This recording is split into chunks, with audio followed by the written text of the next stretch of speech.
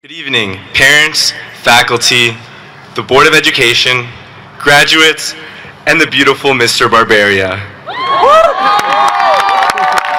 I figured nothing would get your attention more than me ripping my speech and pretending to go rogue. Full disclosure, if I had to audition for this speech, they probably wouldn't have let me deliver it.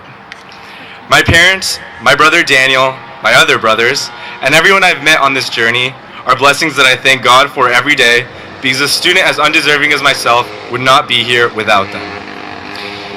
Class of 2018, congratulations. Graduating means two things. One, life is probably about to get a lot harder. And two, you will never, ever have to deal with the College Board again.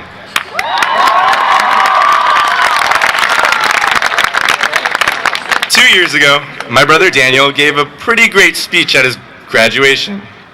We know his speech was great because in it he quoted Kim Kardashian. Today I want to quote a Kim with less power and influence than Kim Kardashian, but he offers us words of wisdom nonetheless. Kim Jong-un, the supreme leader of North Korea, once said, "젊은이들이 올바른 정신과 열정이 강구력 같아 우리는 두려워할 것이 없습니다." To you Korean speakers, sorry for any mispronunciation and my terrible accent. I started learning Korean yesterday for this speech. For those of us who, for whatever reason, don't know Korean, the English translation for this is, when young people are powerful, there's nothing for us to be afraid of. Now, I don't agree with a lot of what he does or says, but without realizing it, Kim's onto something. Yeah, Kim's probably talking about militarizing sixth graders and probably isn't talking about handing pieces of paper to a bunch of teens and calling them adults. But let's ignore Kim for a second and focus on ourselves. I think it's funny that we're all about to do the most learning we've ever done because we're finally leaving an institution of learning. Whether you're studying across the country or across the globe, whether you're joining the military or opening a shop on Glen Oaks, you will meet new people in situations every day, and with each one of these interactions, you will grow. This growth, this change, this maturation, this acquisition of knowledge is the power that I speak of. I'm not going to stand up here and tell you about the scary world we're headed into, because it's the same scary world we've been a part of our whole lives. Global warming will continue to endanger our planet. Terrorism and violence will continue to endanger our lives. Gas prices will continue to endanger our wallets. We can all agree that there's plenty wrong with our world. I know it's crazy, but the fact that it's our job to fix these things is kind of exciting. When I said that, I know some of you were like, hold up, nah man, that's not me. I'm not changing the world or anything. I'm joining the NBA. No you aren't, you're 5'3". Or maybe you thought to yourself, save the world? Dude, I'm grinding Fortnite for the rest of my life. 2 streams a day, baby. I'm gonna make bank. Also, statistically unlikely.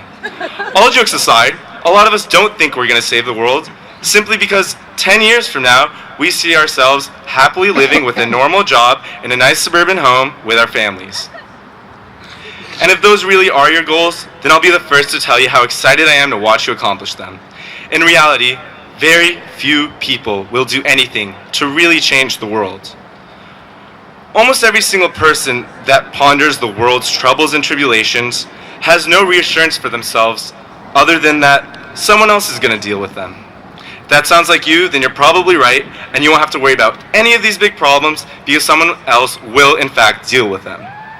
But when those problems are fixed, it'll be by someone exactly like you in every way, except he or she wouldn't have been waiting for someone else. Unless it's Johnny. Johnny is definitely more capable than most of us. While it's true, we're not all brilliant geniuses, I can't end my speech with that kind of pessimism. On a more positive note, I want to help you reflect on the fact that all of us don't know much at all. For example, none of us know how to do our own taxes. Well, most of us don't. Some of us actually know a little too much about doing taxes. Finally, I'd like to make like to make a few public apologies regarding the departure of the class of 2018 and all its wonderful graduates. Underclassmen, sorry that the most attractive class Burbank High has ever seen is leaving. Mr. Carroll, sorry that the most incredible singers you've ever heard are leaving. Teachers and administration, sorry that some of the most motivated students you've ever met are leaving. Burbank High School class of 2018, it has been an absolute honor to be your classmate and your valedictorian.